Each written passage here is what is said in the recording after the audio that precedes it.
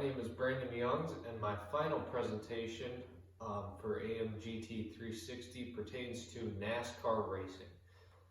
So to start off, to give a little background on how NASCAR started, it essentially started through the moonshining industry, through bootleggers souping up their cars and then transporting liquor to evade capture from the police.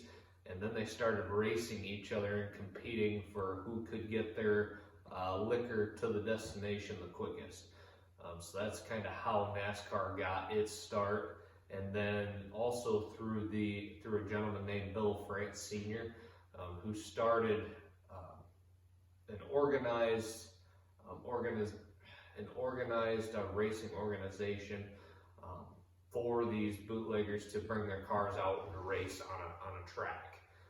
So that's where Daytona International Speedway started through Bill France Sr. in 1947, and that's kind of how NASCAR got its start.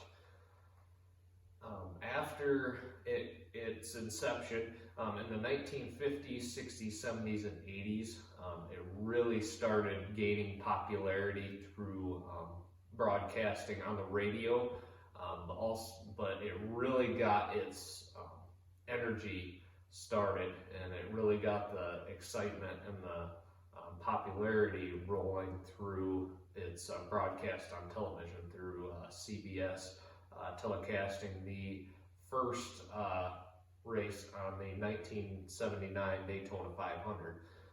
So essentially how it gained its popularity was through these two drivers on the back stretch getting involved into a wreck, and then after the wreck they had a little brawl in the infield after the crash. So that's what kind of started the popularity, and a lot of people heard about it, and it started gaining energy, and more sponsors and more money became involved into the sport. So definitely that race, and then later on into the 1980s and 90s, it really started to gain popularity.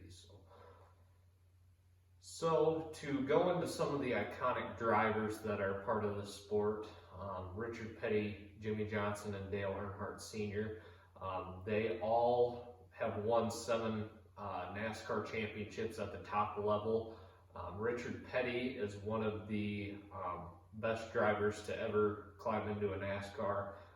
He has won the most races of any driver in NASCAR history. Jimmy Johnson is kind of the most legendary driver of today and from the 2000s era on. He's one of the most talented drivers with the competition that's out there today. And then last but certainly not least is Dale Earnhardt Sr.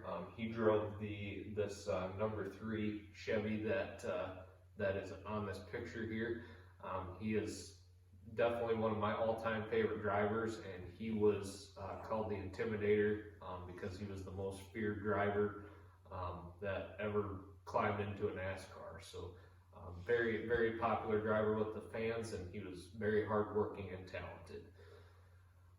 So to go into how the automotive industry was impacted by NASCAR was the automotive manufacturers like Ford and Chrysler. They were producing vehicles that were inspired to win NASCAR races, like the Ford Torino and the Plymouth Superbird.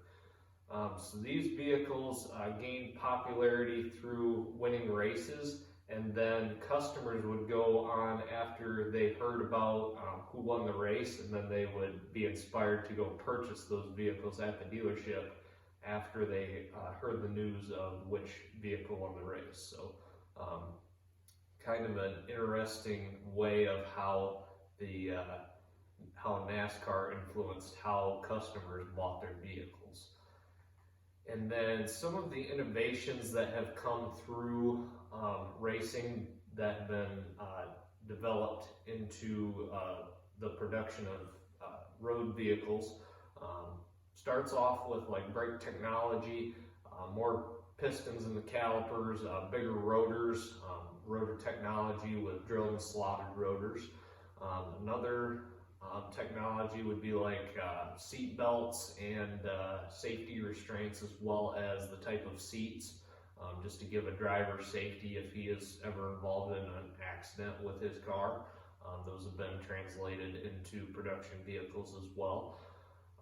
The next technology is actually like fiberglass and carbon fiber. Started out in auto racing applications and translated into making body panels for production cars like Corvettes, Ferraris, Porsches, things like that, as well as the aerodynamic design. Some of these cars have been inspired through racing, as far as like the aerodynamic design, the body lines, things like that.